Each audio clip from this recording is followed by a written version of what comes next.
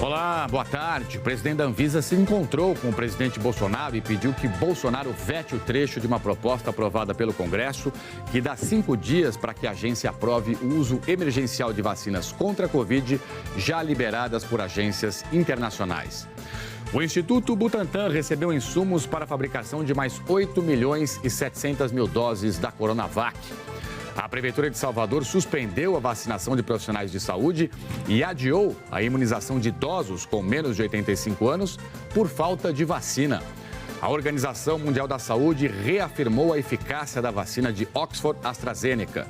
E ainda, suspenso o julgamento do biólogo Luiz Fernando Manweiler, acusado de matar a mulher Tatiane Spitzner em 2018.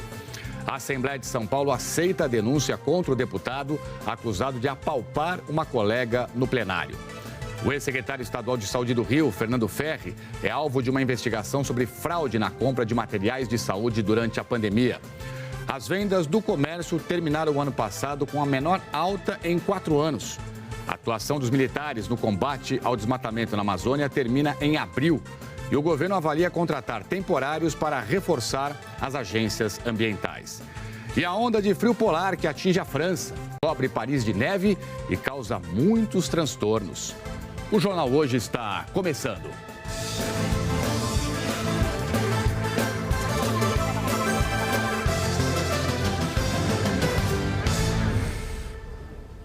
2 anos e meio depois de um crime que chocou o Brasil, a Justiça do Paraná começou a julgar o biólogo Luiz Felipe Manweiler, acusado de matar a mulher, a advogada Tatiane Spitzner, no apartamento em que o casal morava. Você acompanhou esse caso terrível aqui no Jornal Hoje. Mas o julgamento, que demorou a começar, ele foi logo interrompido. Vamos ao vivo, então, conversar com o repórter Wilson Kirchner para entender, né, Kirch, o que aconteceu. Bem-vindo, boa tarde. Por que o julgamento foi interrompido já?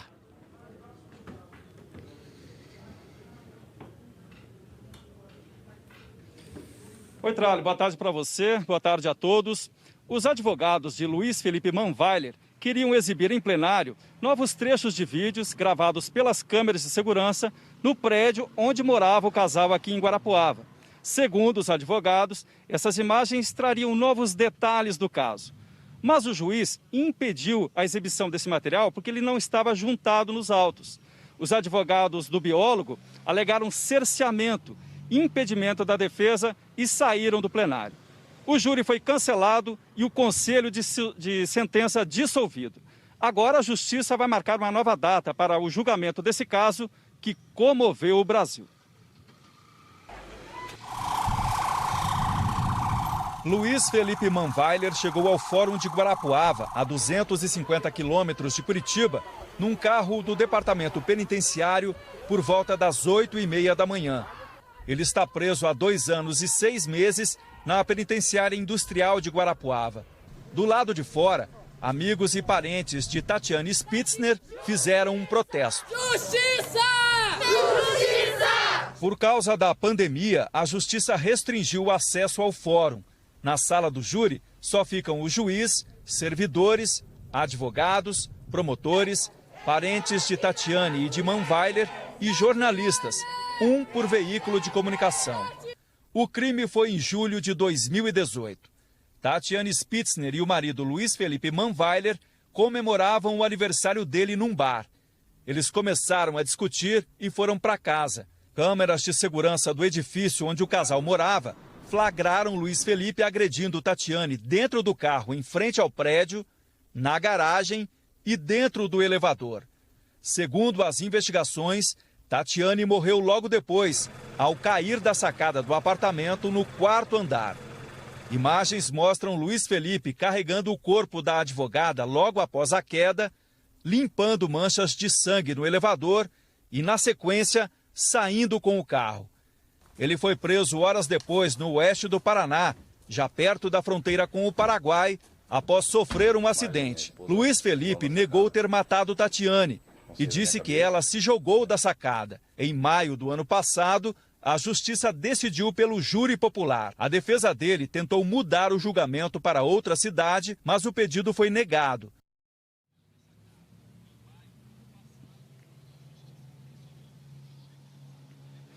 Mais cedo, antes do início da sessão, nós conversamos com os advogados de Luiz Felipe Manweiler e de Tatiane Spitzner. Vamos ouvir o que eles disseram na entrevista. As provas já são conhecidas de toda a sociedade, as gravações dele agredindo a mulher e dele fugindo logo após o fato estão no processo e serão novamente debatidas durante o julgamento. A expectativa é de um veredito condenatório e uma pena alta.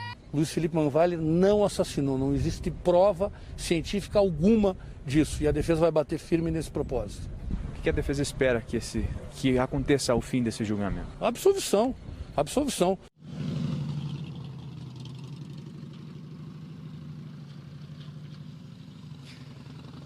O juiz anunciou uma multa que pode chegar a 100 salários mínimos para os advogados de Luiz Felipe Manweiler por abandono sem motivo do plenário. Eles já avisaram que vão recorrer dessa decisão. Eles também pediram um acompanhamento da Ordem dos Advogados do Brasil. E a OAB diz que vai analisar esse caso para ver se houve mesmo o cerceamento de defesa. Trali. Wilson Kirsch, muito obrigado aqui pela sua participação ao vivo. Uma ótima tarde, né? Lembrando então para vocês que o julgamento foi suspenso, né? Estamos aguardando, portanto, aí quando é que o juiz vai autorizar a retomada do júri popular.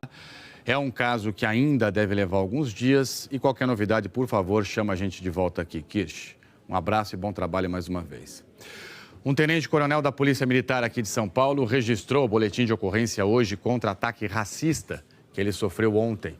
Foi durante uma conferência virtual organizada pelo Instituto de Relações Internacionais da Universidade de São Paulo.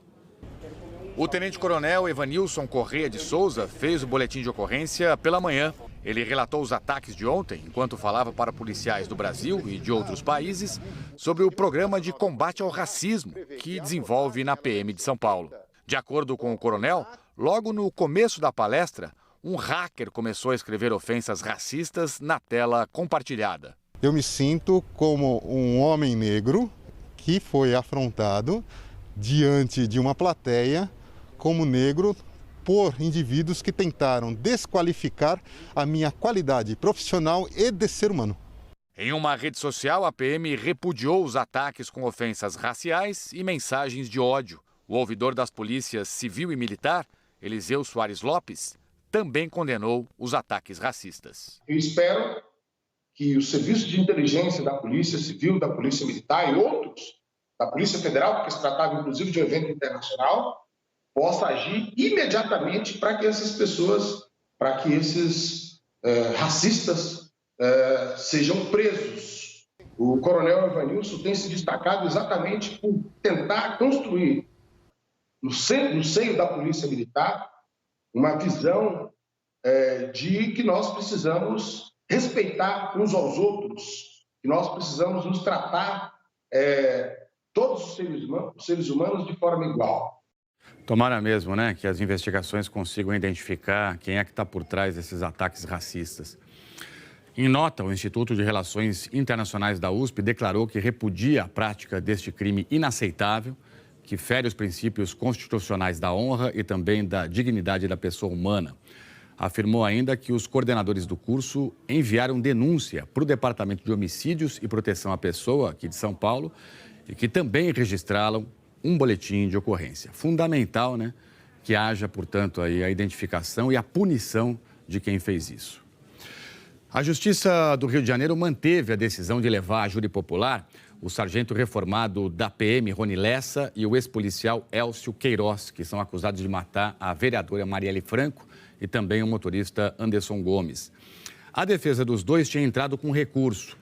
Na decisão de ontem, as desembargadoras consideraram que existem elementos suficientes para que os réus se pronunciem e que cabe ao júri popular analisar as provas. Eles são acusados de duplo homicídio triplamente qualificado por motivo torpe, emboscada e também sem dar chance de defesa às vítimas. Este julgamento ainda não tem data marcada. O carro em que Marielle e Anderson estavam foi metralhado na noite de 14 de março de 2018. Os investigadores ainda apuram quem são os mandantes deste crime. E a Polícia Federal fez uma operação no Rio para investigar as supostas fraudes em licitações para a compra de materiais de saúde. Os contratos sob suspeita foram assinados pelo Hospital Gafré em Guinle, ligado à Unirio, Universidade Federal do Estado do Rio. Sobre isso, eu converso ao vivo agora com a repórter Mariana Queiroz. Mari, boa tarde para você, bem-vinda. Que contratos são esses, afinal?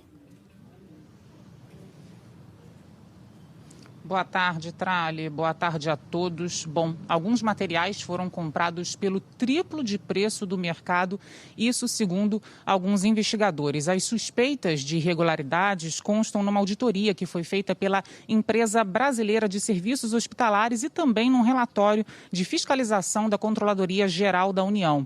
Os investigadores dizem o seguinte, que foram compradas 6.500 máscaras por R$ 47,80 e também 6.500 aventais por R$ 49,50 cada. Isso tudo durante a pandemia, tudo sem licitação. Sendo que numa compra da Empresa Brasileira de Serviços Hospitalares com licitação, uma máscara saiu por R$ 12,50 e um avental por R$ 15. Ainda de acordo com os investigadores, há fortes indícios de direcionamento do processo feito pelo Hospital Gafré e Guinle. Lembrando que Fernando Ferri foi secretário estadual de saúde do Rio de Janeiro entre maio e junho do ano passado. Ao todo, os agentes cumpriram 5 mandados de busca e apreensão em Duque de Caxias e também no Rio de Janeiro. Um desses mandados foi, inclusive, na casa de Fernando Ferri. Os investigadores dizem que os investigados, melhor dizendo, podem responder por organização criminosa, peculato e também fraude em licitação. Nós já procuramos o ex-secretário de Saúde aqui do Rio de Janeiro, mas ainda não tivemos resposta. O nome dele ainda aparece no site do hospital como superintendente do hospital, mas em nota a direção nega, diz que ele não faz mais parte do quadro. O Hospital Universitário Gafré e Guinle disse ainda que as compras foram feitas na gestão passada. Afirmou também que suspendeu todos os pagamentos que ainda faltavam ser feitos e que renegociou os valores com as empresas. O hospital ainda terminou essa nota dizendo que está colaborando com toda a investigação. Trali.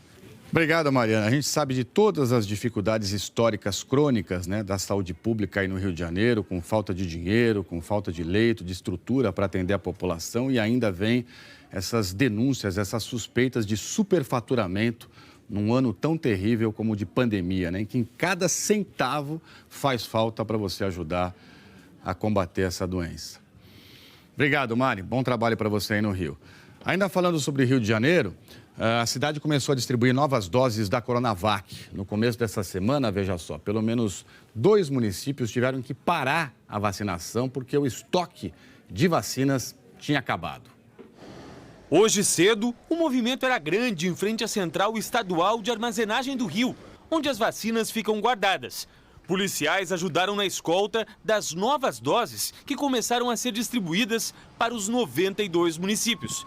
São 280 mil novas doses da Coronavac, que chegaram ao estado no fim de semana. Mas só 130 mil vão ser entregues neste momento. O restante ficará guardado para garantir a segunda dose. Vacinas que eram muito esperadas e já estavam fazendo falta. Em Niterói e em São Gonçalo, na região metropolitana, as doses do primeiro lote tinham acabado. Na segunda-feira, o JH mostrou a confusão e as filas que se formaram em frente aos postos nas 2 cidades.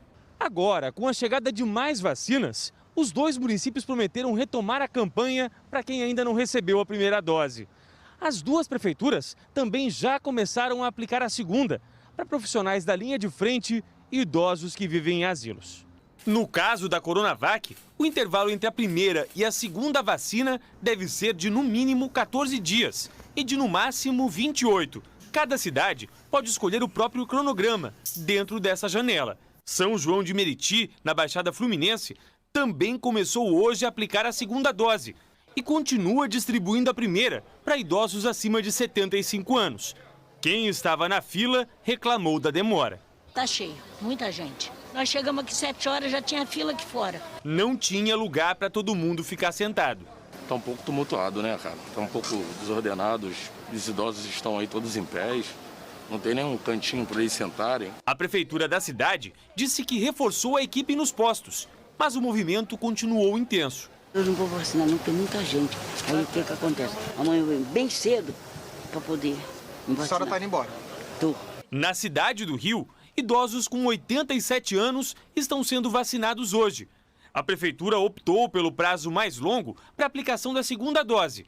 Só deve começar na semana que vem.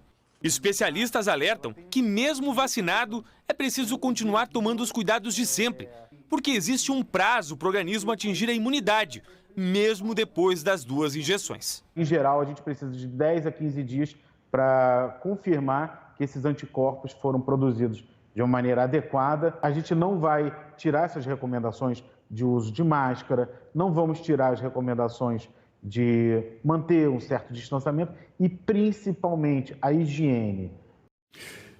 Quem tomou a vacina tem todos os motivos do mundo para celebrar, mas continua tomando todos os cuidados necessários. Em Salvador, veja só, foi suspensa a vacinação dos profissionais de saúde e teve mudança no calendário de imunização dos idosos, situação que acabou pegando muita gente de surpresa. A ideia inicial era suspender a vacinação em toda a capital, mas pelo menos a dos idosos foi mantida de forma escalonada. Hoje, apenas aqueles com mais de 87 anos. Dona Minervina, de 86 anos, não pôde ser vacinada. Com dificuldades de locomoção e muitas restrições para sair de casa, não sabia das mudanças. Triste de não receber a vacina? Fiquei. A decisão de mudar a estratégia de vacinação dos idosos em Salvador foi tomada ontem à noite. O secretário municipal de saúde diz que um dos motivos é a baixa do estoque de vacinas na capital. Por isso, um novo calendário teve que ser criado, com escalonamento de idades e suspensão de outros grupos. A vacinação para os idosos com menos de 85 anos, que começaria amanhã, foi adiada. E a dos profissionais de saúde foi suspensa. A capital baiana é a primeira cidade a suspender a vacinação destes grupos. Salvador tem hoje cerca de 8 mil doses e espera o envio de novos imunizantes pelo governo federal. Ainda de acordo com a Secretaria Municipal de Saúde, se novas doses não forem enviadas, toda a vacinação será suspensa na próxima semana. A gente lamenta muito o que está ocorrendo aqui. Nós precisávamos, para vacinar toda a primeira fase do plano municipal e nacional de imunização, de cerca de 170 mil doses. A gente só até o dia de ontem tinha recebido 108 mil doses. Então nós saberíamos que em determinado momento, se não chegassem novas doses, nós teríamos que suspender toda a vacinação. Ainda de acordo com o secretário, outro motivo é a procura pela vacina, que em várias faixas etárias foi além das expectativas. Para você ter uma ideia, no nosso planejamento nós teríamos cerca de 6.513 idosos acima de 90 anos e até o dia de ontem a gente tinha vacinado quase 8.250, então não há nenhuma vacinação que possa ser usada como parâmetro. Até agora, mais de 106 mil pessoas receberam a primeira dose em Salvador. Dona Terezinha, de 89 anos, comemorou a primeira dose e cheia de planos para celebrar essa nova fase. Arranjar um namorado. Boa, dona Terezinha. Olha só, o governo do estado da Bahia, responsável pela distribuição de doses para cidades, disse que o Ministério da Saúde não enviou doses de vacina suficientes para a Bahia, que apenas para a primeira fase são 1.800.000 baianos e que o estado não recebeu nem 30% das doses para esse público. Já o Ministério da Saúde informou que até o momento foram enviadas aos estados pouco mais de 11 milhões de doses da vacina contra a Covid-19, sendo mais de 735 mil para o estado da Bahia. E que esta primeira etapa conta com as doses aprovadas para uso de emergência pela Anvisa e também disponibilizadas pelos laboratórios. À medida em que as doses forem sendo disponibilizadas pelos laboratórios produtores e tenham aprovação pela Anvisa, a pasta, portanto, fará a distribuição aos estados e também ao Distrito Federal. De acordo com o Ministério da Saúde, o Brasil já tem 354 milhões de doses garantidas para esse ano.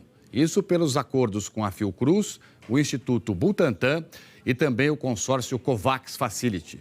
Uma parte da Coronavac vai ser produzida com IFAs, insumos farmacêuticos ativos, que chegaram hoje de manhã aqui em São Paulo. Essas são imagens feitas há pouco na área de produção de doses do Instituto Butantan. Em poucos dias, 8.600.000 doses da Coronavac vão poder ser distribuídas com a matéria-prima importada da China. Outros 8.700.000 doses também vão poder ser feitas graças a mais insumos que chegaram hoje. O voo terminou a viagem às 7h20 da manhã no Aeroporto Internacional de São Paulo, em Guarulhos. O estado de São Paulo atingiu a marca de 1 milhão de pessoas vacinadas contra a Covid. Parece muito, mas isso representa pouco mais de 2% da população. E como a solução para o que vivemos é a vacina, a única saída é buscar mais doses.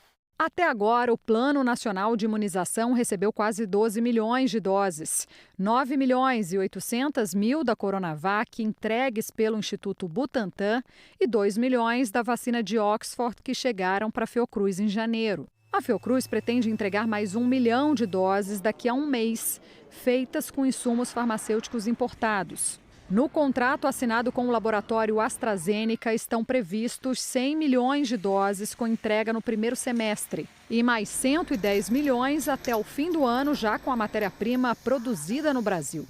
O Instituto Butantan tem produzido 600 mil doses por dia. E agora não paramos mais até completar aí as 46 milhões, o que deve acontecer até abril. E mais à frente vamos receber os lotes já para completar as 54 milhões. Ou seja, esperamos que até fim de agosto, começo de setembro, 100 milhões dessas vacinas já tenham sido entregues ao Brasil e isso vai permitir a vacinação de 50 milhões de pessoas. O Ministério da Saúde negocia a compra de 20 milhões de doses da vacina Covaxin e de 10 milhões de doses da vacina Sputnik V. Essas duas vacinas ainda não foram aprovadas pela Anvisa para uso no Brasil.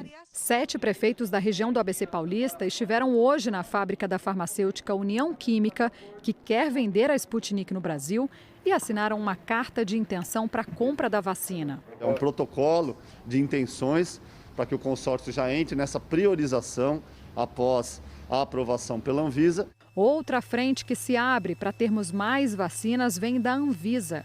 A agência decidiu que as doses do consórcio COVAX Facility, o consórcio global de vacinas da Organização Mundial da Saúde, estão dispensadas de autorização emergencial ou registro no Brasil. Em entrevista à Globo News, o presidente da Anvisa explicou que a análise da OMS vale por si só, porque a Anvisa já participa do consórcio. A COVAX Facility é um instrumento, é uma ferramenta da Organização Mundial de Saúde, através das suas câmaras técnicas, das quais a Anvisa faz parte. Desde quando? Desde há muito tempo. Então, nós já trabalhamos, através das nossas áreas de interlocução com a Organização Mundial de Saúde, nessas análises feitas das vacinas a serem disponibilizadas pela ferramenta COVAX Facility. O principal dessa mudança: mais vacinas devem chegar de forma mais rápida ao braço dos brasileiros. Então, isso evita retrabalho, isso ganha tempo. Outras vacinas que não estão no consórcio COVAX Facility ainda precisam da análise da Anvisa. E hoje, o presidente da agência, que você viu agora há pouco, foi pedir pessoalmente que o presidente Jair Bolsonaro vete trecho de uma proposta aprovada pelo Congresso na semana passada. Esse texto dá 5 dias de prazo para que a agência libere sem análise o uso emergencial de vacinas contra a Covid-19 já liberadas por agências internacionais. Na entrevista à Globo News, antes da reunião com o presidente Jair Bolsonaro, Antônio Barra Torres disse que a lei é uma ameaça. É uma ameaça à soberania nacional no que tange aos aspectos sanitários. O que protege o cidadão brasileiro é um escudo chamado Anvisa. Esse escudo está sendo removido das mãos dos servidores e gerando uma insegurança sanitária na medida em que o texto, no seu artigo 5º, logo na sua primeira frase, contempla uma única possibilidade, que é de conceder autorização. É como que dizer ao juiz antes do julgamento: o réu já está condenado ou absolvido. Depois, o presidente da Anvisa seguiu para a reunião no Palácio do Planalto. Barra Torres e Bolsonaro conversaram por cerca de 30 minutos. Na saída, Barra Torres disse que, se o texto for sancionado, há risco sanitário no uso de vacinas autorizadas dessa forma, sem a análise da Anvisa. Essa possibilidade de 5 dias, ela, no nosso ver, e no ver também da área técnica da agência, ela inexiste, ela é irreal.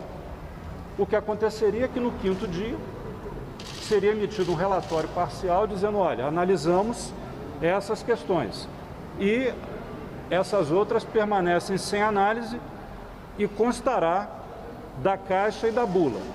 Produto aprovado pela lei número tal, produto sem análise sanitária pela Anvisa. Se nós não tivermos mais o poder de analisar, quem vai analisar? Quem colocará a sua chancela de responsabilidade pelo produto que vai ser entregue aos senhores, aos seus familiares, aos meus familiares e a mim mesmo? Então, isso não é razoável. A medida provisória enviada ao Congresso tratava da autorização para o Brasil participar do consórcio mundial, o COVAX Facility. Durante a tramitação na Câmara dos Deputados, foi incluído o artigo que mexe nas regras para o uso de vacinas. O trecho, mantido pelo Senado, diz: a Anvisa concederá autorização temporária de uso emergencial para a importação, a distribuição e o uso de qualquer vacina contra a Covid-19 em até 5 dias após a submissão do pedido e desde que pelo menos uma das seguintes autoridades sanitárias estrangeiras tenha aprovado a vacina e autorizado sua utilização em caráter temporário, emergencial ou definitivo em seus respectivos países. De acordo com o texto, 9 autoridades sanitárias servirão de base para a Anvisa. São órgãos do Canadá, Coreia do Sul, Rússia, Argentina, Estados Unidos, União Europeia, Japão, China e Reino Unido. O artigo provocou insatisfação entre os servidores da Anvisa, que dizem que perderam a autonomia, porque a lei tira a função deles, como especialistas, de analisar as vacinas. Hoje, o presidente da Anvisa disse que acredita que Bolsonaro vai vetar a mudança. E o senhor presidente reiterou mais uma vez aquilo que vem dizendo sempre à imprensa, que o Ministério da Saúde, portanto, o governo, só vai adquirir e incorporar no Programa Nacional de Imunizações vacinas analisadas e chanceladas pela Anvisa. Eu entendo essa colocação do presidente, que ele acabou de reiterar para nós, como uma sinalização muito positiva em direção a um possível veto.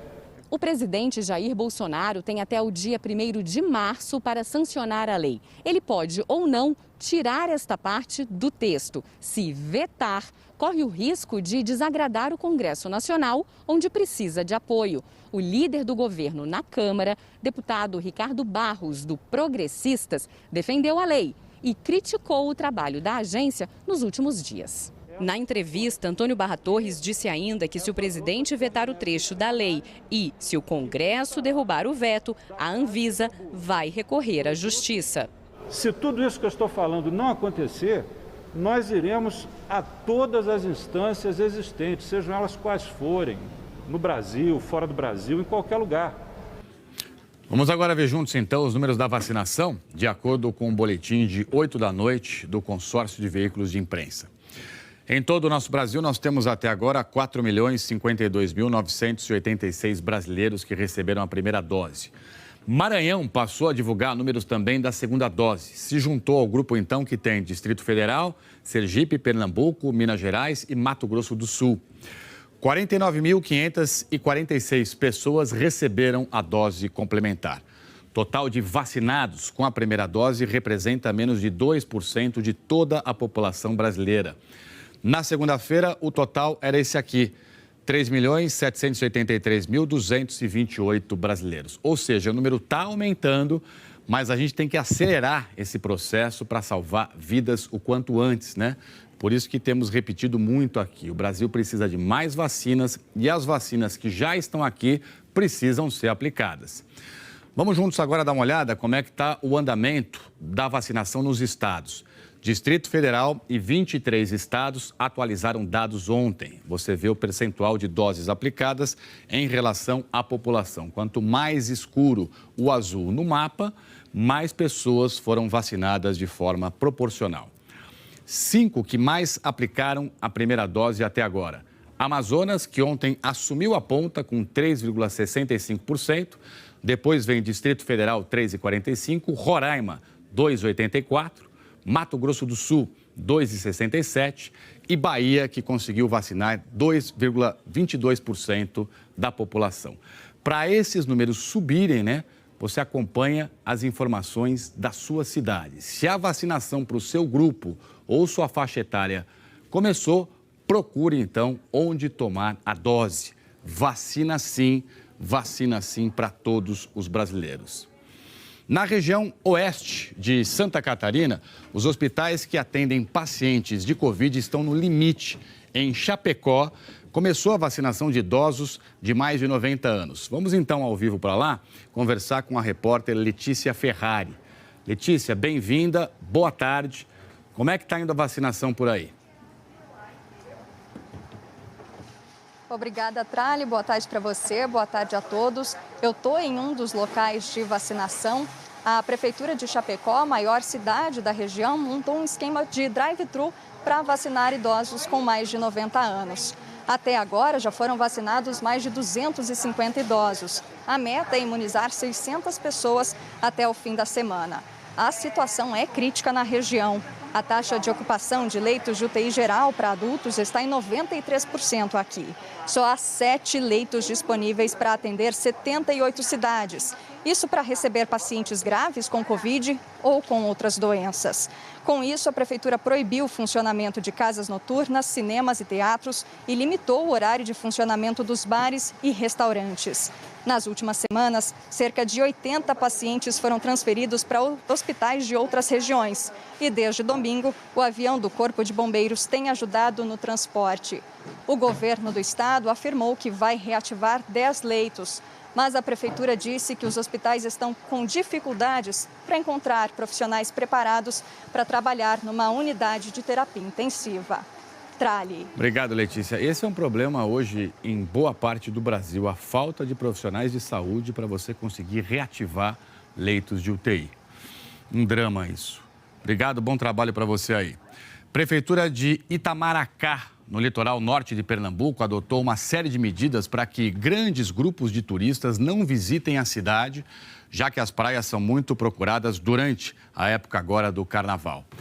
Prefeitura, veja só, montou bloqueio na entrada da cidade. Ônibus e vans de turismo e trios elétricos estão proibidos e os agentes medem a temperatura de quem chega de carro. Essas medidas valem até o dia 17, quarta-feira de cinzas. Prefeitura de Itamaracá também suspendeu o ponto facultativo de todas as instituições públicas da cidade, ou seja, expediente normal na segunda e na terça-feira da semana que vem. Fala agora do Amazonas, porque o Tribunal de Contas do Estado pediu ao governo que aplique a vacina também nos sábados e nos domingos. Pesquisadores confirmaram no estado mais 2 casos de reinfecção pela nova variante brasileira do coronavírus, identificada primeiro em Manaus. São 2 mulheres que já se recuperaram da doença. Os 2 novos casos de reinfecção pela variante brasileira foram identificados pela Fiocruz Amazônia. São 2 mulheres que atendem aos critérios de definição de reinfecção, que inclui a realização de 2 exames de PCR com resultado positivo, no intervalo de 90 dias entre a primeira e a segunda infecção. Elas não tiveram complicações e já estão curadas. Foi o 3º caso de reinfecção pela nova linhagem no Amazonas. Outros 12 casos suspeitos de reinfecção pela variante brasileira estão sendo investigados pela Fiocruz. De todas as amostras em que os pesquisadores fizeram um sequenciamento genético do vírus em janeiro, a nova linhagem foi encontrada em 91% delas. Segundo o pesquisador da Fiocruz Amazônia, que identificou a variante brasileira em Manaus, essa nova linhagem batizada de P1 é aparentemente mais transmissível. Ele reforçou que as medidas de segurança continuam sendo a melhor forma de se evitar a disseminação do vírus. O distanciamento social, a utilização de máscaras, a lavagem das mãos periodicamente com água e sabão ou a utilização de álcool gel. Uma vez que a vacinação ainda está muito no início, a gente precisa diminuir a transmissão do vírus. Como pelos nossos dados, a P1 é a predominante hoje em Manaus e também em alguns municípios do interior, a gente precisa utilizar essas medidas para conseguir conter a disseminação dessa variante e de qualquer outra do coronavírus. A descoberta dos novos casos vem em uma semana em que o governo do estado flexibilizou algumas medidas de restrição, como a circulação de pessoas. O toque de recolher agora é somente à noite. Durante o dia já é possível ver muita gente nas ruas e no transporte coletivo. Para reforçar o combate ao vírus e acelerar o ritmo de imunização, O Tribunal de Contas do Estado pediu ao governo do Amazonas que a vacinação seja feita também aos domingos e feriados. A dona Maria, de 73 anos, veio a pé e chegou cedo para tomar a primeira dose. Eu estou muito feliz, muito feliz. Em Manacapuru, a 78 quilômetros de Manaus, os profissionais de saúde vão até as casas dos idosos para aplicar a vacina. Dona Maria recebeu a primeira dose da vacina em luto. Ela perdeu o irmão, a cunhada e o sobrinho para a Covid-19. A gente precisa tomar vacina para se libertar mais de tudo isso, né? Dessa pandemia terrível. Então, eu estava ansiosa. Irmão, cunhada e sobrinho, hein? Nossos sentimentos aí para a senhora. Em relação à ampliação dos dias de vacinação, o governo do Amazonas informou que vai levar a recomendação do Tribunal de Contas do Estado para as prefeituras, porque são elas as responsáveis pelo calendário de imunização. Os 2 casos de reinfecção pela nova variante brasileira, identificados pela Fiocruz Amazônia, ainda estão sendo analisados pelo Ministério da Saúde. Em Belém, a vacinação entrou na etapa de aplicação da segunda dose, começando pelos profissionais de saúde que trabalham diretamente com pacientes de Covid. Mas no restante do Pará, o cronograma está atrasado. Um pequeno desvio de rota para quem saía de um plantão agitado ou estava a caminho do serviço. Para a gente que é da área de saúde e está no dia a dia com os pacientes é muito bom, uma vitória, né? Essa vacina a gente tem que fazer para tentar vencer essa pandemia. Te sentes mais aliviada? Sim, mas a proteção, máscara, álcool, gorro, tudo vai continuar. Em Belém, profissionais de saúde começaram a voltar aos locais de vacinação para receber a segunda dose da vacina anti-Covid. As doses que começaram a ser aplicadas hoje são suficientes para imunizar apenas 20% do total de profissionais de saúde de Belém. A prefeitura aguarda a chegada de mais vacinas para incluir outros grupos prioritários. Segundo a Secretaria de Saúde do Pará, mais de 17 mil profissionais de saúde contraíram o coronavírus no estado. 60 médicos morreram de Covid, de acordo com o sindicato da categoria. A Covid voltou com toda a força, indicando uma segunda fase e que tem nos preocupado bastante. Estamos agora na expectativa de que a vacinação, que já começou no Brasil inteiro, possa dar uma resposta mais rápida, no sentido de frear a intensidade das contaminações e poder proteger um número maior de médicos e dos profissionais da saúde. Otávio era da linha de frente. Teve Covid, morreu no ano passado e está fazendo muita falta para a filha Andressa. Tudo que ele sempre fez pela medicina foi com muito amor, com muita garra.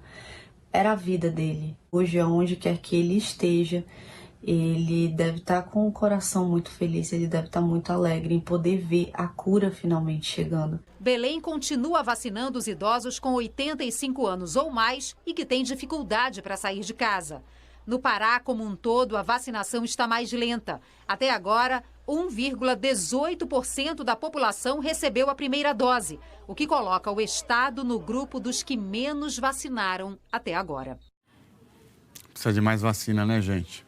Vamos juntos agora dar uma olhadinha aqui no nosso telão sobre os números da pandemia, né, no país. Levantamento atualizado pelo Consórcio de Veículos de Imprensa à 13h. Vidas interrompidas até agora no nosso Brasil, nós temos aí para você 233.935. Total de casos confirmados, 9.612.529 até agora, né? Média móvel de casos nos últimos 7 dias ficou assim, 45.111 novos registros diários, 12% a menos aí do que 2 semanas atrás. Estabilidade, portanto, nessa média. Média móvel de mortes no Brasil foi de 1.029 óbitos, 2% a menos do que há 2 semanas, ainda dentro da estabilidade, mas acima de 1.000 já tem 20 dias. No mapa, a situação da pandemia nos estados, de acordo com o boletim de 8 da noite do consórcio. 7 estados apresentaram alta na média de mortes e aparecem aqui em vermelho: Acre, Pará, Roraima, Tocantins, Maranhão, Bahia e também Goiás. Maiores altas foram em Roraima, com 121%, e no Maranhão, com 108%. O DF 14 estados ficaram em estabilidade e aparecem aqui em amarelo. Amazonas, Rondônia, Piauí, Ceará, Rio Grande do Norte, Paraíba, Pernambuco, Alagoas, Distrito Federal, Mato Grosso do Sul, Minas Gerais, São Paulo, Paraná e também o Rio Grande do Sul. Ontem registraram queda os 5 estados que aparecem agora para você aqui em azul: Amapá, Sergipe, Espírito Santo, Rio de Janeiro e Santa Catarina. As maiores quedas foram em Sergipe, com 31%, e no Espírito Santo, com 30%. Mais detalhes sobre a situação da pandemia, o calendário de vacinação também no seu estado, você confere em g1.com.br/coronavírus. Agora há pouco, veja só, o governador de Minas Gerais anunciou cancelamento das férias de policiais militares para aumentar a fiscalização nas ruas e tentar impedir festas clandestinas durante o carnaval. A maior parte das prefeituras do estado suspendeu o ponto facultativo até quarta-feira de cinzas. Vamos ao vivo conversar com a Larissa Carvalho, que está na sede do governo em Belo Horizonte. Larissa, boa tarde e bem-vinda. Oi, Trálio. Olá, pessoal. Olha, gente, não vai ter oficialmente carnaval, mas vai ter mais policial na rua justamente para fiscalizar, né? Tirar esses foliões insistentes aí, sem responsabilidade, que quiserem tentar fazer algum tipo de festa. O governador Romeu Zema, do Novo, explicou agora há pouco como é que vai funcionar o esquema. As forças de segurança aqui de Minas já estão monitorando 100 pontos do estado, onde costuma ter aqueles carnavais mais tradicionais, assim, as festas que sempre acontecem, porque não há nenhum tipo de autorização, alvará para nenhuma festa acontecer. Para isso, os policiais, os bombeiros não vão ter férias na semana que vem. Eles vão estar nas ruas, onde os bloquinhos estão proibidos, vão estar nas estradas, onde a lei seca vai ser bem rigorosa aqui nas estradas de Minas. E também os parques estaduais, onde ficam aquelas cachoeiras lindíssimas aqui de Minas, que todo mundo gosta de visitar, esses parques estão fechados. O apelo do governo de Minas, Trali, é para que todo mundo respeite essas decisões, para a gente não ter um novo recorde de mortes aqui em Minas, como a gente teve de ontem para hoje. E também o apelo é que para as pessoas denunciem. Afinal, se não tem festa autorizada, se acontecer alguma aglomeração, é porque é festa clandestina. E aí é para chamar a polícia. Obrigado, Larissa, pelas informações. Esse apelo vale para o Brasil todo, né? Nessa época de carnaval, né? Especialmente se os jovens se sensibilizarem e deixarem de fazer tanta festa clandestina, tanta aglomeração. Quem sabe, né? A gente consegue frear um pouco mais a pandemia e poupar tantas vidas aí que estão sendo perdidas. Aliás, vou falar disso agora. Obrigado e bom trabalho para você, Larissa. O Brasil registrou ontem, veja só, mais de 1.300 mortes nas últimas 24 horas por causa da Covid-19. Já são, portanto, 20 dias seguidos que mais de 1.000 famílias vivem a dor da perda de um parente. E a gente sabe que por trás de cada um desses números todos, né, existem histórias de vidas interrompidas, histórias de famílias que perderam o chão e que agora tentam seguir adiante. Essa é a dona Carmen, aposentada, 68 anos, muito ativa e não via a hora de ser vacinada e poder ir aos poucos retomando a rotina. Mas não deu tempo. Ela morreu por causa da Covid-19 justamente no dia em que a primeira pessoa foi imunizada no Brasil. Era o alicerce da família, era a alegria da família, era uma pessoa muito cativante, feliz, gostava de dançar, de cantar, de estar no meio da juventude. O Anderson é casado com um dos filhos da dona Carmen e ela era uma mãe para ele também. Foi uma pessoa que eu vou levar para o resto assim, da minha vida, aprendi muito com ela. A mãe da Camila morreu muito jovem, ela tinha 48 anos, era hipertensa, tinha diabetes e sobrepeso e ainda assim teve que continuar trabalhando durante a pandemia. No fim do ano começou a sentir os primeiros sintomas que se agravaram e ela foi para o hospital em Blumenau. 13 dias depois não resistiu. Como eu moro numa cidade próxima, foi muito difícil receber um telefonema de uma amiga dela falando: olha, sua mãe acabou de ser levada para o hospital, ela está internando. E eu, meu Deus do céu, era como se o mundo tivesse caído, né? Um chão que desabou para outras 233 mil famílias que perderam parentes para a Covid-19. Só ontem foram 1.340 mortes em 24 horas. Já são 20 dias com mais de 1.000 óbitos diários no país. Minas Gerais atingiu um novo recorde de mortes desde o começo da semana. Foram 243 vidas perdidas nas últimas 24 horas. Em São Paulo, a média é de 233 mortes por dia. E já faz mais de um mês que esse número fica acima de 200. 1.000 pessoas morrendo num dia de uma única doença. São 1.000 famílias destruídas todos os dias. 1.000 mães em luto, 1.000 pais, milhares de irmãos, avós, amigos. 1.000 vidas perdidas todos os dias. É de uma tristeza que não dá para contar.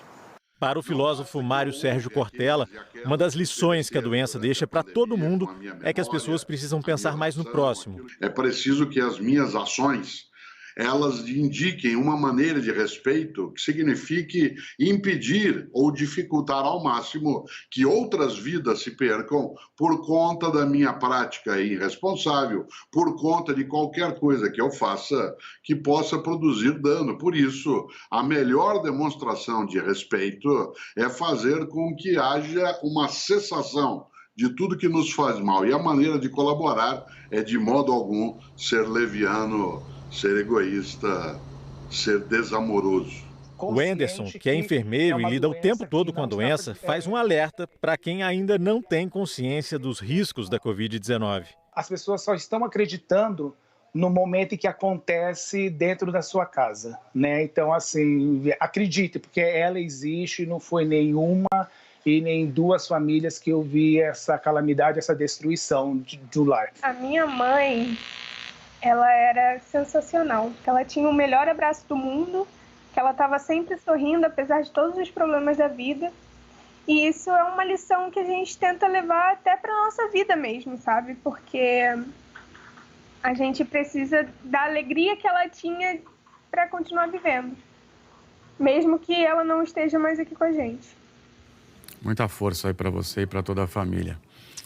É por isso que a gente sempre diz que a esperança está na vacinação. E tem uma ótima notícia que foi divulgada agora há pouco. A Organização Mundial de Saúde reafirmou a eficácia da vacina de Oxford, em parceria com a AstraZeneca, e recomendou o uso dessa vacina para todos os adultos acima de 18 anos. Sobre isso, então, eu tenho o prazer de conversar ao vivo com o nosso correspondente na Europa, o Rodrigo Carvalho. Rodrigo, o que mais disse a OMS em relação a essas vacinas? Muita gente estava preocupada, especialmente com o que aconteceu na África do Sul, né? Bom fim de tarde para você e bem-vindo.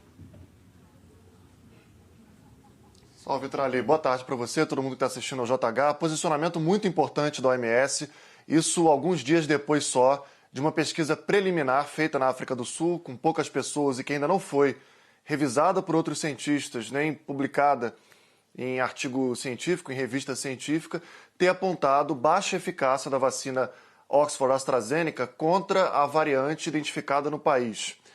Para casos especificamente, né, casos leves ou moderados. Claro que isso levantou preocupação, levantou algumas dúvidas e agora vem esse carimbo muito importante da Organização Mundial da Saúde. Agora há pouco, os especialistas da OMS disseram que recomendam a vacina Oxford-AstraZeneca, inclusive para os países onde estão circulando variantes do coronavírus.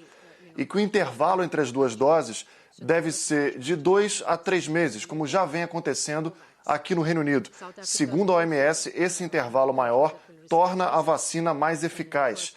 E que a vacina Oxford-AstraZeneca é eficaz para todas as idades, inclusive para pessoas com mais de 65 anos. Essa recomendação é o último passo antes de a Organização Mundial da Saúde decidir se coloca a vacina na lista de uso emergencial. Essa é uma boa notícia. Agora, mais uma, porque nunca é demais. Seguinte, a segunda pessoa mais velha do mundo pegou Covid, mas está bem, já se recuperou e deu entrevista para uma TV francesa. Olha só. Não existe ninguém mais velho do que ela em toda a Europa. Dona Lucille Randon, também conhecida como Irmã André, tem 116 anos e foi diagnosticada com Covid 3 semanas atrás. Todo mundo ficou muito preocupado. Mas a francesa dura na queda diz que só se sentiu cansada. De resto, não teve nenhum outro sintoma. Eu não fiquei com medo porque não tenho medo de morrer, ela disse. Quando o funcionário da casa de repouso falou que estava feliz pela saúde dela, Lucille, muito honesta, respondeu: Eu estou feliz por estar aqui com você, mas também gostaria de estar em outro lugar. Me juntar ao meu irmão mais velho, meu avô e minha avó. Mon grand frère et mon grand-père et ma grand-mère. Ela é cega e vive nessa casa de repouso na cidade de Toulon, onde 10 idosos já morreram de Covid. Acho que Deus ainda não veio me buscar, talvez porque eu não esteja disponível o suficiente, ou talvez não seja séria o suficiente, brincou. Essa pandemia vai acabar. E quanta coisa ela já não viu passar. Nasceu em 1904. Viveu, por exemplo, a pandemia da gripe espanhola em 1918. Uma sobrevivente. É a segunda pessoa mais velha do mundo. Só fica atrás de uma japonesa de 118. E faz aniversário amanhã. L'anniversaire de Sœur André arrive au bon moment.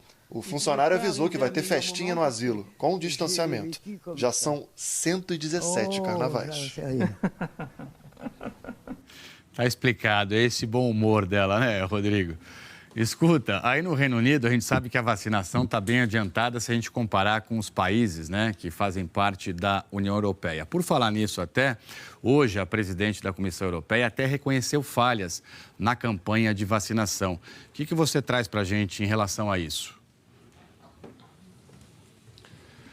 Pois é, a Comissão Europeia é o braço executivo, né, do Bloco Europeu, e a presidente da Comissão reconheceu hoje que o Bloco demorou a aprovar o uso de vacinas, mas que vem aprendendo lições nesse processo.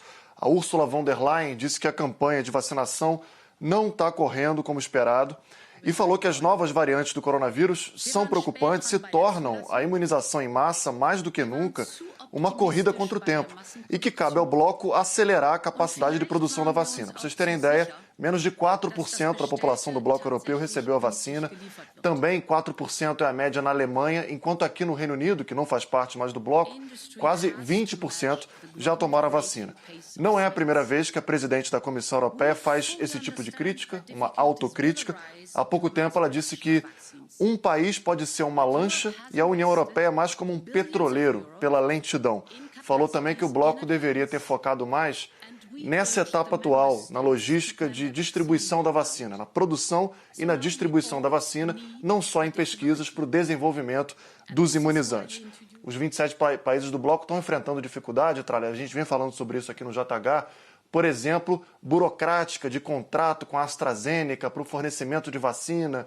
As fábricas na Europa estão tendo que trabalhar mais, se ampliarem, né, para poderem atender uma demanda grande. Então, assim, a vacinação não está andando no ritmo ideal ainda na União Europeia e isso vem gerando preocupação. Obrigado, Rodrigo, pelas suas informações. Um ótimo trabalho aí para você em Londres. Fala agora da Califórnia, que ultrapassou Nova York e se tornou o estado americano com o maior número de vítimas pela Covid. Vamos então conversar sobre isso com o correspondente Felipe Santana, que está em Nova York. Felipe, muito bem-vindo. Ótima tarde aí para você. A gente sabe que a Califórnia é o estado mais populoso dos Estados Unidos. Mesmo assim, agora, portanto, esses números preocupam muito as autoridades de saúde aí, né? Sim, Trali, boa tarde para você, boa tarde a todos. A Califórnia já tinha antes o maior número de casos, 3.400.000. Daí agora, com essa média de 433 mortes por dia na semana passada, 532 mortes só ontem, passou Nova York e se tornou também o estado com maior número de mortes pela Covid. São cerca de 114 mortes por 100 mil habitantes. E aí, como você falou, a Califórnia é o estado mais populoso do país, por isso essa média ainda é metade do que é daqui de Nova York. No país inteiro, o número de mortes continua alto, mas vem caindo. A gente teve uma subida que parecia que não acabava nunca lá no ano passado, quando começaram as festas de fim de ano, em novembro, com o feriado de Ação de Graças. Daí os casos e mortes aumentaram muito com o Natal, depois com o Ano Novo, e só agora começaram a cair. Mesmo assim, os números agora são muito mais altos do que os de antes das festas. São 2.800 mortes diárias agora contra 825 em novembro. Agora, a boa notícia é que a FDA, a agência que regula os medicamentos, aprovou ontem o uso emergencial de mais um remédio, que é uma combinação daqueles anticorpos monoclonais que pode ser dado para os pacientes em fases iniciais para que o quadro não piore, Trali. Obrigado, Felipe, pelas informações. Um ótimo trabalho para você aí e até uma próxima oportunidade. E ainda hoje, a onda de frio polar que atinge a França. Aqui no Brasil, a Assembleia de São Paulo aceitou a denúncia contra o deputado acusado de apalpar uma colega no plenário. E veja a seguir, o preço das frutas sobe 6 vezes mais do que a inflação em um ano. E as vendas do comércio em geral terminam 2020 com a menor alta em 4 anos. E ainda, o Congresso reinstala a Comissão Mista de Orçamento. Voltamos já já com tudo isso para você.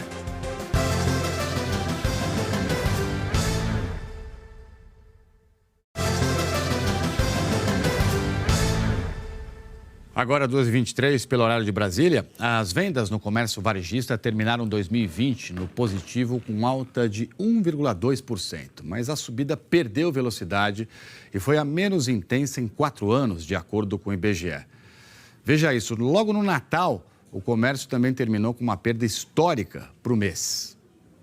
2020 foi um ano atípico. O comércio amargou fortes perdas durante alguns meses de pandemia. Muitos lojistas fecharam as portas. Outros, como o Marcelo, ainda resistem. Tem amigos que pensam em fechar porque não está conseguindo manter. O custo ele se mantém e você tenta segurar de todas as formas e não consegue. De acordo com o IBGE, os setores que sofreram as maiores quedas no ano foram os de livrarias e papelarias, com baixa de mais de 30%, vestuário e calçados, que perderam 22%, material de escritório e informática e combustíveis. Com o auxílio emergencial do governo federal, os brasileiros voltaram a consumir e ajeitar a casa depois de tanto tempo de isolamento social. Daí, alguns grupos conseguiram se recuperar e fecharam o ano em alta, como o de móveis e eletrodomésticos. Se tiver com dinheiro, compra. Se tiver, não compra nada. O comércio de produtos de primeira necessidade, como remédios e alimentos, também superou bem o período de pandemia. Apesar de ter fechado 2020 em alta de 1,2%, esse foi o resultado anual mais fraco do comércio desde 2017. Dezembro, que costuma ser um dos melhores períodos para o setor, registrou forte queda. Há 20 anos, as vendas não tinham sido tão baixas no mês do Natal. Surpreendeu negativamente as expectativas dos analistas. Já se esperava uma queda em dezembro quando comparado a novembro, mas essa queda veio muito mais intensa e generalizada entre todas as categorias da pesquisa. A gente vê esse impacto negativo que começou já em novembro, mas se intensificou em dezembro, justamente por conta dessa queda da renda. Redução do auxílio emergencial, inflação mais alta, o 13º de aposentados e pensionistas que já havia sido antecipado, nos outros meses de 2020. Mesmo com as perdas do fim do ano, as vendas do comércio conseguiram retornar ao patamar registrado em fevereiro, ou seja, antes da pandemia. Especialistas dizem que o momento é de cautela. No segundo semestre, o varejo bombou e aí em novembro e dezembro a gente vê essa forte queda e a perspectiva é essa. Primeiro semestre desse ano deve ser difícil.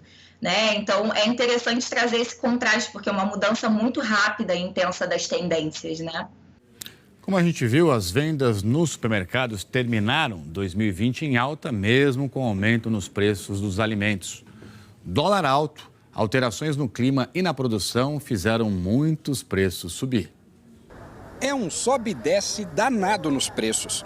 O mamão hoje subiu de novo, quase todo dia você troca o preço. E com dinheiro curto, escolher o que entra no carrinho de compras está mais difícil. O IBGE fez as contas. Nos últimos 12 meses, alimentos e bebidas subiram 14,8%. E olha que saia justa para o consumidor. Justamente aquilo que faz bem para a saúde é o que tem feito mal para o bolso. Legumes, frutas e verduras encareceram demais e ficaram amargos. O que você compra hoje com R$100, você comprava o dobro. Uns meses atrás. Tá difícil. A laranja e a banana era a comida do pobre, era a fruta do pobre. Hoje, tem muito pobre que não está dando conta de comprar. Além da banana, melão, manga e abacaxi estão no topo das frutas com maior alta em janeiro. O limão também deixou essa lista mais azeda. Nessa época do ano, o que acontece? O consumidor começa a consumir mais frutas, porque é um tempo mais quente. E esse aumento da demanda gera aumento de preços. O segundo ponto é o dólar alto, que faz com que os insumos utilizados na produção agrícola fiquem mais caros. O terceiro ponto é que nos meses de setembro e outubro do ano passado, houve uma seca muito grande e temperaturas elevadíssimas, atrapalhando a produção. Em 12 meses, o preço das frutas teve uma variação quase 6 vezes maior que a inflação do período. E entre tantos vilões para o bolso do consumidor, finalmente eu encontrei um dos super-heróis que conseguiram se salvar das altas. Tá aqui, ó, o maracujá. Em Belo Horizonte, o quilo está saindo por R$ 9,90. Foi a fruta que teve a maior queda no ano. E cá para nós, um suquinho de maracujá gelado, além de refrescar, ajuda a acalmar os ânimos antes da gente sair de casa para fazer as compras, né? Pelo menos com as carnes, óleo de soja e o leite longa-vida, o consumidor vai sentir um pouco de alívio, depois de meses com os preços em alta. O destaque no lado das quedas foram as carnes, né, cujos preços caíram 0,08%, uma ligeira deflação. Mas apesar disso, as carnes ainda têm uma alta acumulada nos últimos 12 meses de quase 23%. E sem muita opção, só tem um jeito de economizar. Não vou comprando assim na primeira coisa que eu entro, não. Tem que fazer pesquisa mesmo para poder o dinheiro render. E tá difícil, né? Está na pauta de hoje da sessão da Câmara dos Deputados o projeto que dá autonomia para o Banco Central. Pelo projeto, o BC fica blindado para agir sem interferências do governo. O banco deixa de ser vinculado ao Ministério da Economia, como é hoje, e vai passar a ser uma autarquia de natureza especial. Pela proposta, os dirigentes do banco terão mandatos fixos de 4 anos e estabilidade nos cargos. E o mandato do presidente do Banco Central não vai coincidir com o do presidente da República. Essa proposta já passou pelo Senado e, se for aprovada pelos deputados, segue para a sanção do presidente Jair Bolsonaro.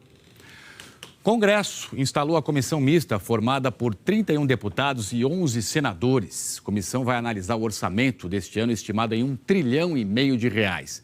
Análise, aliás, que está atrasada.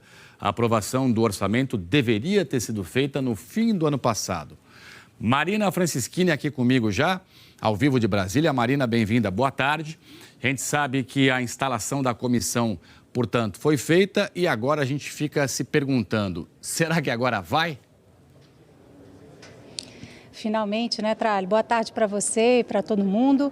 Olha só, essa comissão instalada hoje só deve funcionar até o mês que vem, porque pela previsão o orçamento de 2021 vai ser votado em março.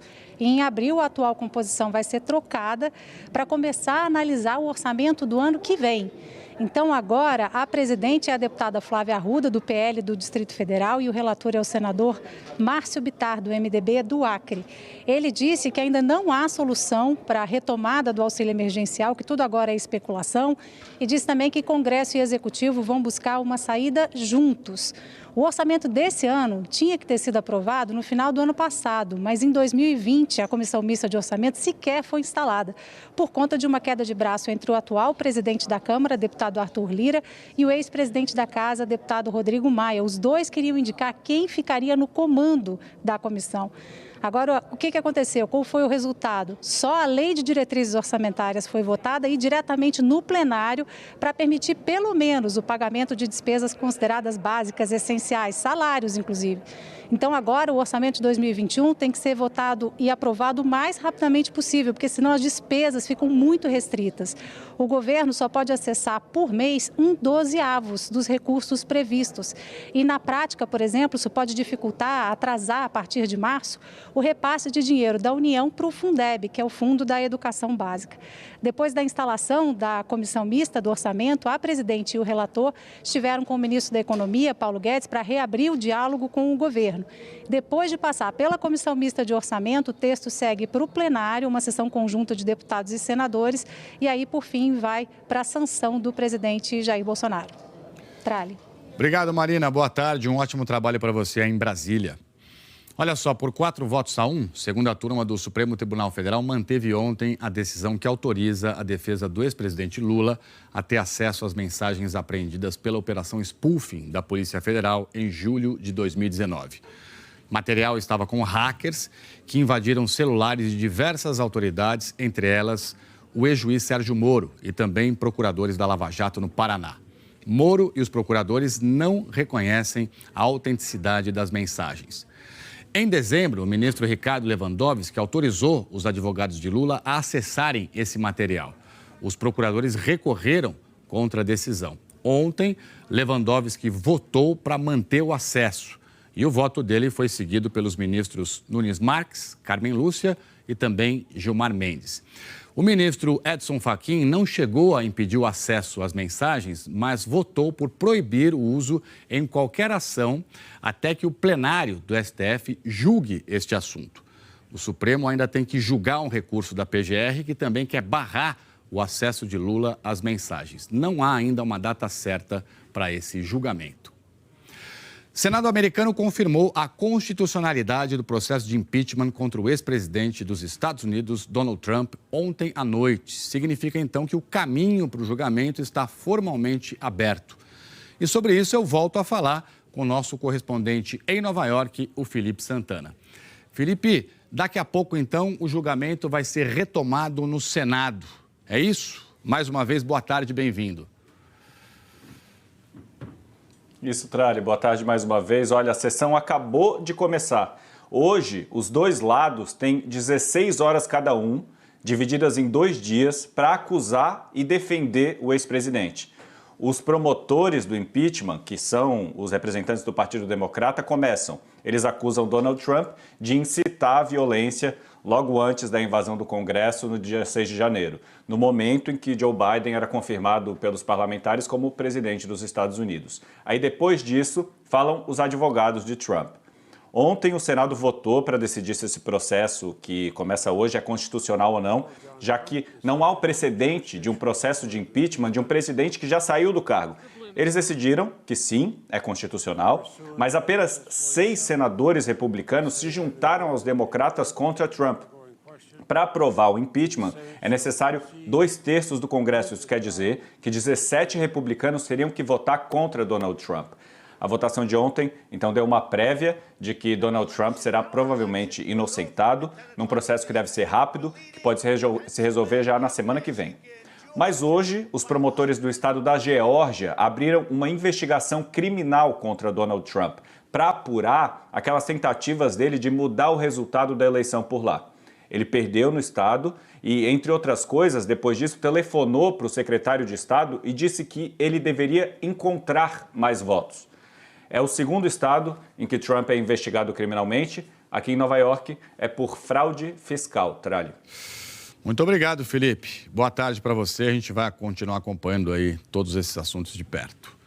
E a ONU criticou o uso da força excessiva das Forças Armadas contra manifestantes que defendem a democracia em Myanmar. A organização se manifestou ontem depois que uma mulher foi atingida por um tiro durante um protesto. A ONU disse que os militares podem ir a tribunais internacionais se desrespeitarem os direitos humanos. Apesar da repressão, a população voltou hoje para as ruas no 5º dia seguido de protestos contra o golpe militar. Vários setores da sociedade civil se organizaram e policiais se juntaram aos manifestantes. Monges budistas também lideraram um movimento que levou dezenas de pessoas para as ruas. E veja a seguir, a Assembleia de São Paulo aceita a denúncia contra o deputado acusado de apalpar uma colega no plenário. A atuação dos militares no combate ao desmatamento na Amazônia termina em abril. E para você também a previsão do tempo por todo o país. E na França, hein? Uma onda de frio polar cobriu Paris de neve. Nós voltamos já já.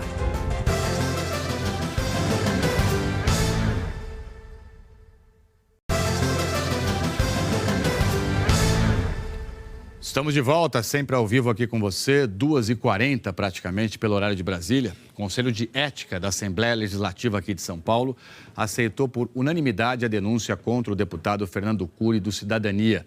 Ele é acusado de importunação sexual pela deputada Isa Pena do PSOL. A deputada conversava com o presidente da Assembleia durante uma sessão no fim do ano passado, quando o Fernando Cury a abraçou por trás, com a mão na altura dos seios de Isa Pena. Na mesma hora, a deputada afastou os braços dele. Hoje, o Conselho aceitou a denúncia por 9 votos a 0. O relator do processo será o deputado Emílio de Souza, do PT, que deve emitir um parecer em 15 dias. Uma eventual condenação, que pode levar à suspensão ou perda do mandato, ainda precisa passar pelo plenário. Além do processo do Conselho de Ética, Fernando Cury é alvo de uma investigação criminal aberta pelo Ministério Público e autorizada pelo Tribunal de Justiça. A defesa do deputado diz que Fernando Cury jamais teve a intenção de importunar sexualmente a colega e que ele não agiu com maldade ou com motivação sexual no episódio. Olha essa, a polícia de São Paulo prendeu um homem que se passava por um policial federal.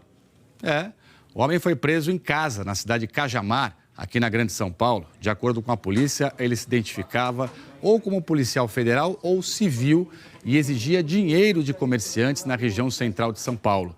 Na casa dele, a polícia apreendeu uniformes da polícia, distintivos, réplicas de armas e a polícia não divulgou o nome deste falso policial. Eu falo agora de cerca de meia tonelada de cocaína que foi encontrada no Aeroporto Internacional de Salvador.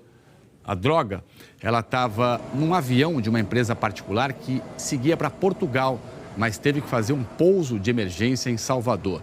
Durante a inspeção na aeronave, um mecânico encontrou parte da droga e chamou a polícia. Cães farejadores encontraram o restante da cocaína dividida em tabletes. 3 tripulantes e o mecânico foram levados para a Polícia Federal e depois de prestar depoimento, todos eles foram liberados. A Polícia Federal não informou quem contratou essa aeronave e de onde ela partiu. Os responsáveis pela droga vão responder agora por tráfico internacional e também por associação para o tráfico. As penas somadas podem chegar a 25 anos de prisão. O Conselho da Amazônia, comandada pelo vice-presidente Hamilton Mourão, fez a primeira reunião deste ano. Com o fim da atuação dos militares na região, Mourão disse que o governo avalia contratar temporários para reforçar órgãos que atuam na proteção do bioma. Na reunião, o vice-presidente Hamilton Mourão fez um balanço da segunda fase da Operação Verde Brasil, que termina em abril. A operação, que começou em maio de 2020, já levou a 289 prisões em flagrante. Apreendeu mais de 1.700 barcos e equipamentos pesados e 461 mil metros cúbicos de madeira. O custo da operação deve chegar a 410 milhões de reais. De maio a dezembro de 2020, durante a Operação Verde Brasil 2, os alertas de desmatamento atingiram uma área de 7.221 quilômetros quadrados, quase 5 vezes a cidade de São Paulo, de acordo com dados do sistema DETER. Já de janeiro a dezembro de 2020, os alertas de desmatamento registraram o segundo pior ano desde 2015, quando começou a série histórica, só perdendo para 2019. Quanto às queimadas, de maio a dezembro de 2020, foram registrados 98.226 focos de incêndio na Amazônia, um aumento de 20,8% em relação ao mesmo período em 2019. Mas em janeiro deste ano, o desmatamento caiu. Segundo o dado mais recente disponível até o dia 28 de janeiro, o número de alertas de desmatamento na Amazônia caiu 75% em relação a janeiro de 2020. É o número mais baixo para janeiro desde 2017. Esta especialista em gestão pública na área ambiental diz que a Operação Verde Brasil teve um custo alto, mas mesmo assim o número de multas ambientais foi menor do que a média. Segundo o relatório anual do Observatório do Clima, a redução de multas ambientais chegou a quase 20% em 2020, em comparação com 2019. Muito custo para pouca efetividade do ponto de vista de multas e de resultado na redução do desmatamento. Preocupa que, nesse momento, isso seja retornado para o IBAMA, ao mesmo tempo que a proposta de orçamento para o IBAMA foi bastante reduzida. Portanto, a gente fica sem saber como é que o governo vai lidar com isso daqui para frente. Depois do fim da operação com militares na Amazônia, o combate ao desmatamento vai voltar a ser feito principalmente pelo IBAMA e o ICMBio. Mas o orçamento federal previsto este ano para fiscalização ambiental e combate a incêndios florestais é menor do que o que foi gasto em 2020. E os servidores ainda reclamam da falta de fiscais para atuar em campo. Por isso, o vice-presidente Hamilton Mourão disse que o governo vai priorizar a ação repressiva em áreas que registram grandes desmatamentos. E o governo poderá contratar funcionários temporários para reforçar a fiscalização ambiental. Dentro das ações que foram colocadas para os diferentes ministérios, está avaliar a necessidade de contratação de pessoal temporário. Então, notadamente aí o Ministério do Meio Ambiente, Ministério da Justiça e o próprio Ministério da Agricultura, para o INCRA, verem a necessidade dessa contratação. E isso tem que ser negociado com a área econômica. Questionado sobre o custo dessa Operação Verde Brasil 2, vice-presidente Hamilton Mourão disse que essa não é uma operação cara. De acordo com o Ministério da Defesa, o valor das multas aplicadas durante a operação ultrapassa 3 bilhões e 300 milhões de reais. Tenho o prazer agora de conversar ao vivo com a Andréa Sadi. André, a gente acabou de ver, portanto, aí, essa primeira reunião do Conselho da Amazônia. E aí eu te pergunto se a saída dos militares esvazia a atuação do vice-presidente Hamilton Mourão. Aliás, a relação dele com o presidente Bolsonaro ainda vai de mal a pior? Boa tarde, bem-vinda. Tralho, tudo bem? Boa tarde a você, boa tarde a todos. Bom, essa reunião que já estava prevista acontece em meio à pior fase da relação entre o presidente Bolsonaro e o vice Mourão. Para dar um exemplo, ontem teve uma reunião de um encontro com ministros e o vice-presidente não foi convidado a participar desse encontro comandado pelo presidente Bolsonaro. Ele falou um pouco sobre isso ontem, eu conversei com ele também.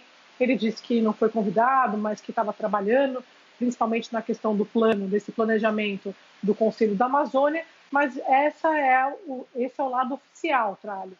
O que está acontecendo de fato no bastidor? Você tem, inclusive, assessores do presidente Bolsonaro que temem a piora na relação entre eles para os desdobramentos da política, de políticas públicas, como é o caso dessa situação do meio ambiente.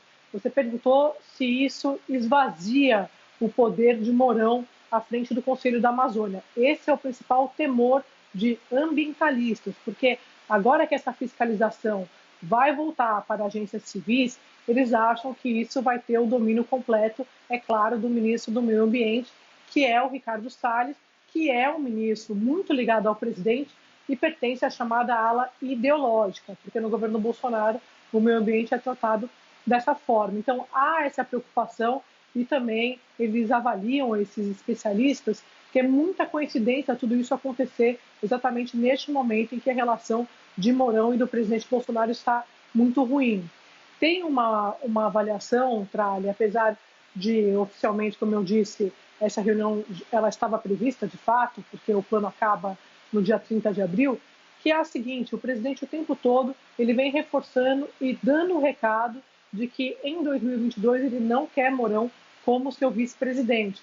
O vice-presidente já falou mais de uma vez que gostaria de ser ouvido, participar de reuniões, participar de encontros, por exemplo, na questão internacional, na questão dos insumos, ele chegou a se colocar à disposição para falar com os chineses ali no meio da confusão da vacinação, mas ele nunca foi escalado para isso, porque tem essa relação ruim com o presidente da República. Então, ele tinha essa função principal à frente do Conselho da Amazônia, vai continuar na presidência, mas um pouco mais esvaziado agora por conta da mudança da fiscalização dos militares para as agências civis comandadas pelo Ricardo Salles. Obrigado, Andréa. E já no ano passado era essa uma grande preocupação de especialistas, Essa questão da fiscalização da Amazônia, Especialistas, os mais respeitados do Brasil, dizendo que falta, de fato, uma fiscalização mais rigorosa em terra para combater desmatamento. Bom trabalho para você e mais uma vez eu te agradeço. Quinta turma do Superior Tribunal de Justiça adiou a análise de recursos apresentados pelo senador Flávio Bolsonaro, do Republicanos, contra as investigações sobre as chamadas rachadinhas na Assembleia Legislativa do Rio de Janeiro. A acusação é de que parte dos salários dos servidores do gabinete de Flávio Bolsonaro era desviada para contas ligadas ao então deputado. Esses recursos começaram a ser analisados em novembro do ano passado, mas um pedido de vista do ministro João Otávio de Noronha adiou a conclusão do julgamento. Na sessão de ontem, o relator dos processos, ministro Félix Fischer, pediu vista, ou seja, pediu mais tempo para analisar o caso, que deve ser retomado na próxima semana. Vamos agora à previsão do tempo. Chega mais. Eliana Marques, boa tarde, bem-vinda. Obrigada, Tralli. Boa tarde para você, boa tarde a todos. Por onde você começa, Eli? Bom, começo pelas capitais, com previsão de tempo firme hoje. Boa Vista, Recife, Salvador, também Maceió e Aracaju. E agora, as capitais que estão na área de temporal, Rio Branco, Palmas, Porto Velho, Manaus, também Vitória. Agora, quem tem um risco menor para temporal, mas que também pode ter pancadas de chuva com raios e ventos. Macapá, Goiânia, Brasília, São Paulo e Belo Horizonte. E a Defesa Civil de Belo Horizonte estendeu até sábado o aviso de risco de deslizamentos.